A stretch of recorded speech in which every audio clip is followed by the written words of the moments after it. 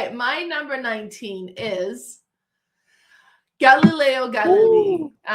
This one was such a cool game. Like I bought it not knowing really anything about it. I was like, it looks cool. I hear good things. Let's get it. So I got the game.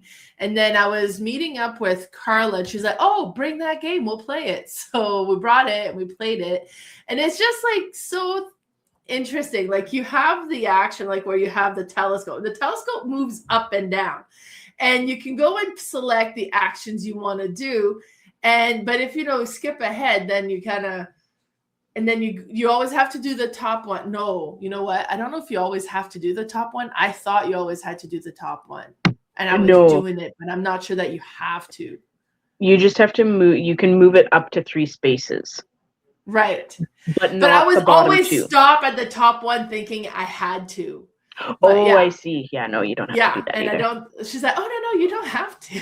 And it's all about, like you're paying attention to the stars and then you're trying to like there's like the comet and then you have like the star token, then you're building onto your board. And then there's these constellation cards that you can discover or whatever. And there's like these tracks, like the more you get on the track, the more it's going to score for you.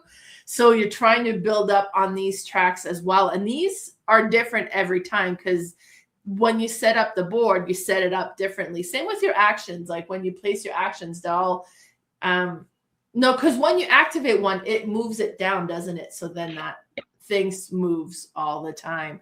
It was just, there's so many interesting components to this game.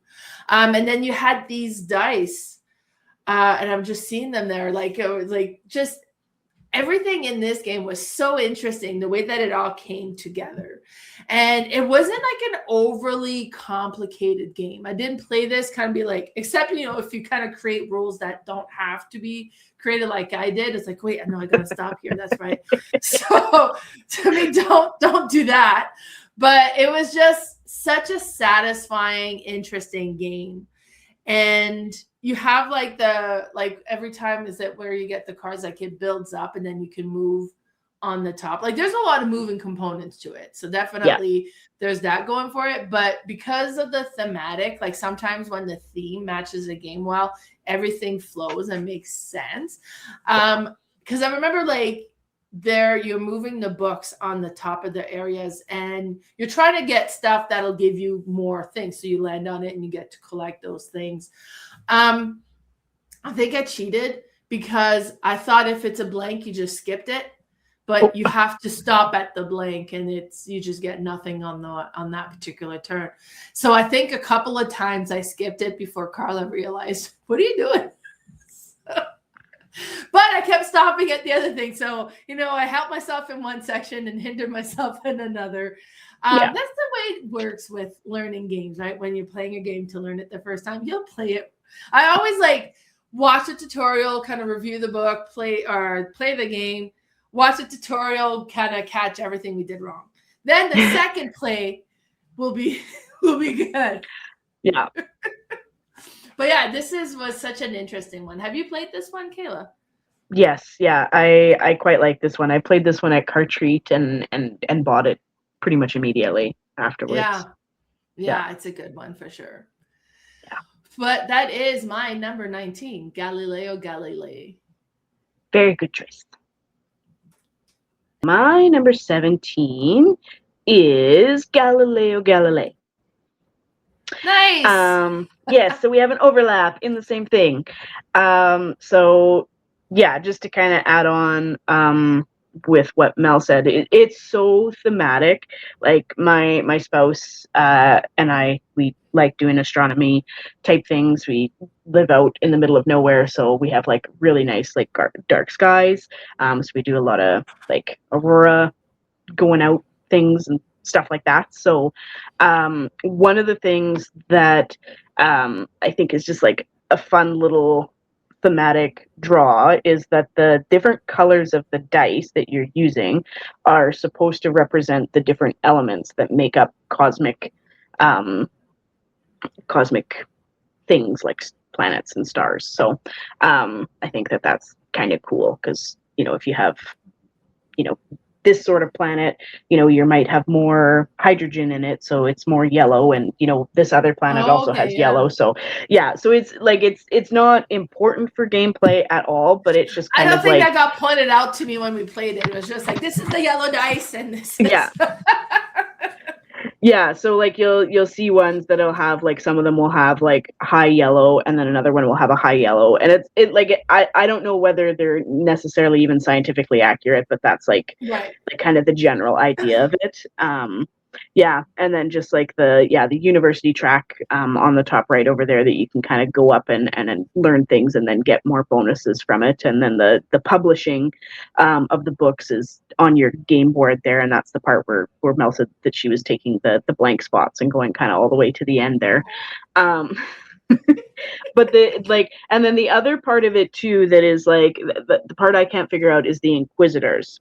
So because this is in like the late 1500s, 1600s, right? Like, you're looking up to the sky, and the church doesn't like that, right? So they're coming after you, is kind of the idea. So you get these little like inquisitors that come in, and then when an inquisition happens, if you haven't kind of persuaded them that you're not an unholy, devil trying to whatever, then you can move them along a little bit so that you don't get as many negative points. And the first time I played this, I could not get them over. And then the second time I played it, I was like, okay, I'm just going to get a ton of them, and then I'm going to move them all over. That also doesn't work. But my spouse noticed that I was screwing up, and kind of found a little bit of the benefit on their first game, because they didn't take very many of them, but they very slowly moved them over. So there's a balance in there somewhere. Because what happens is, like, you can get -2 points for each of those inquisitors each time. So like, I was way ahead in points, and then the inquisitors just started to knock me back. And then because Bailey had kind of figured out what to do, then it just flopped, like it just switched, and then I was way behind. So I there's remember having a lot of, like, the Inquisitors had not been an issue for me, and I had a lot of them in the positive side, but I forgot about them. Yes. So they're kind of in there, and they mess up your game a little bit. But the other part that I haven't played yet with, because I played my first game at Cartreat, and then I taught my spouse how to play this game, is each of the astronomers that you play you can also play them with player roles, or player powers is the word I'm looking for. Right. And then on your area there where you have your telescope, you can choose each of the actions, but one of the things that you can do is also upgrade those too. So you just flip them over, and you can upgrade them. So it's so cool. I just really like this game. It's like the theme of it really translates like so well. So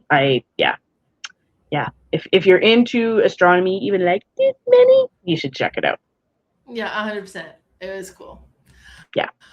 That's my And it number was our 17. first crossover. Yeah.